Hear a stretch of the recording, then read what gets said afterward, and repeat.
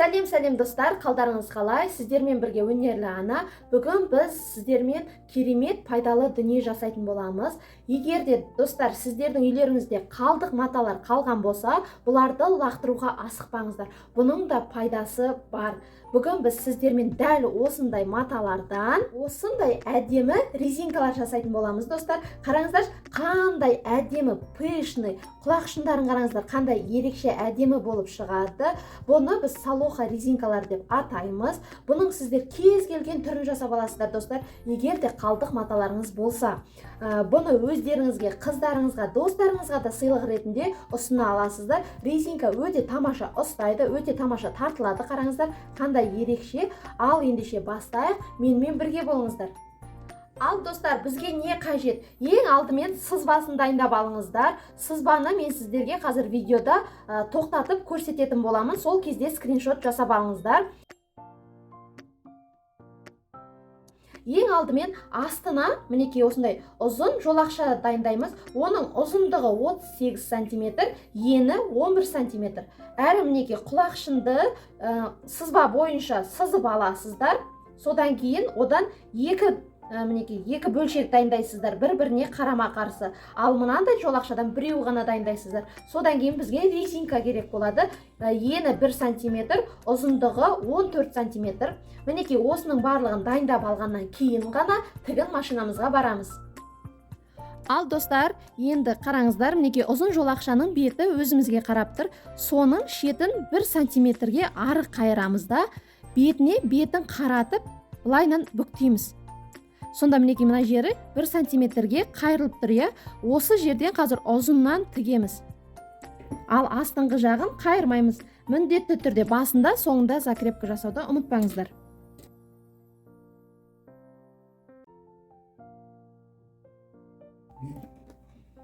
Ал достар, енді мына құлақшынды тігеміз. Қараңыздар, бұның дәл мына ортасынан бастаймыз да, айналдырып әкеп, 2-3 сантиметрдей тікпей қалдырамыз. Бұл бізге айналдыруға қажет.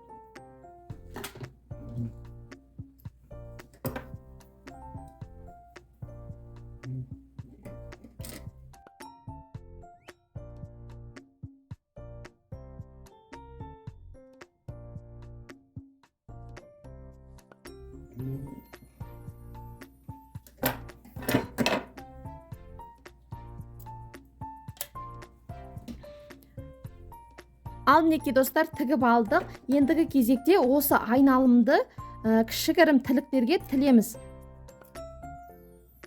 Ол бізге айналдырғанда артық қалыңдықты тудырмасы үшін.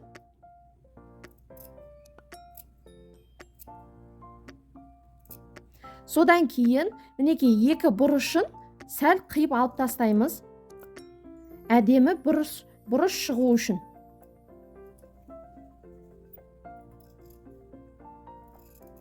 Тігіске сәл 1-2 мм жеткізбей. Ендігі кезекте достар осыны айналдырамыз.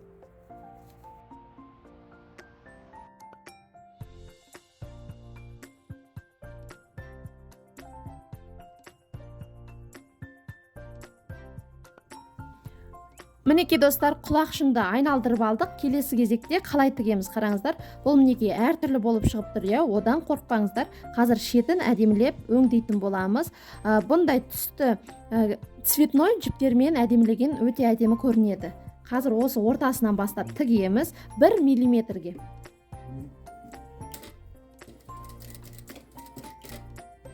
Одан кейін қолдарыңызға бір инені алыңыздар да, осы екі тігіс бір-біріне бүктеліп тұрған жерінен ақырын өзіңізге қарай тартып шығарып отырыңыздар. Сонда осы форманы түгелдей шығарып аламыз. Жұмыс барысында мұқият түрде қарап отырыңыздар.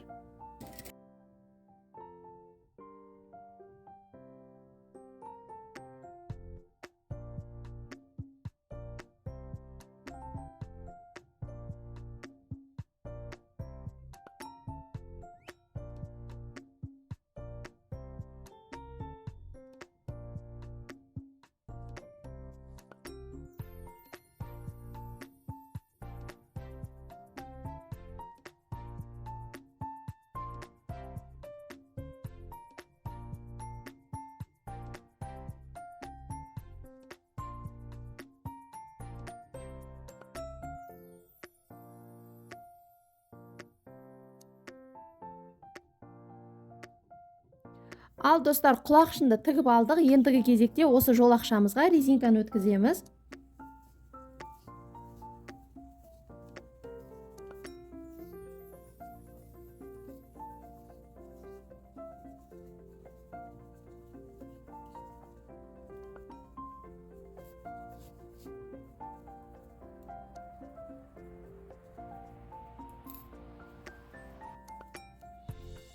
Мінекей, енді резинкаларды бір-біріне тігеміз.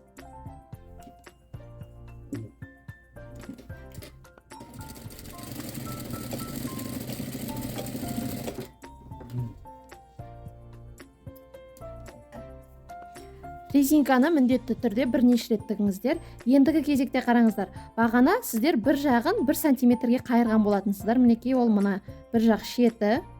Енді осыған мына екінші шетімізді жақсылап түзеп алып, осыны ішіне кіргіземіз, қараңыздар.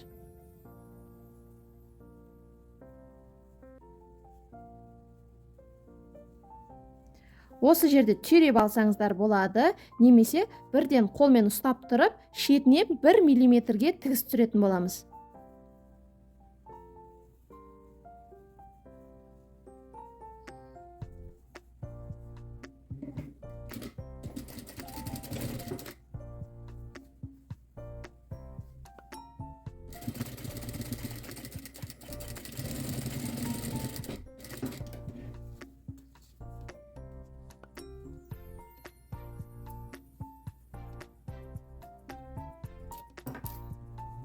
Мінекей, қараңыздар, резинка тігілді. Өте әдемі, қараңыздар, қанша созылады. Мінекей, өте қатты ұстайды. Ендігі кезекте құлақшынды байлаймыз, қараңыздар. Ол үшін мына жаңағы тігілген жерді бүктеңіздер. Былайынан екіге бір-біріне қаратып. Содан кейін дәл сол жерден құлақшынды қойып, осыны байлаймыз.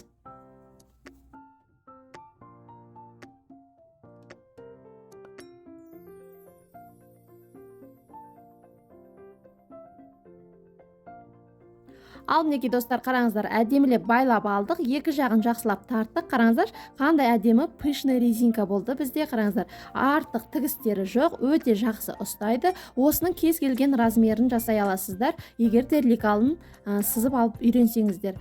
Егер де білім пайдалы болса, лайк басып, комментарий жазуды ұмытпаңыздар. Сіздермен бірге болған өнерлі ана. Келесі сабақта кездескенше достар.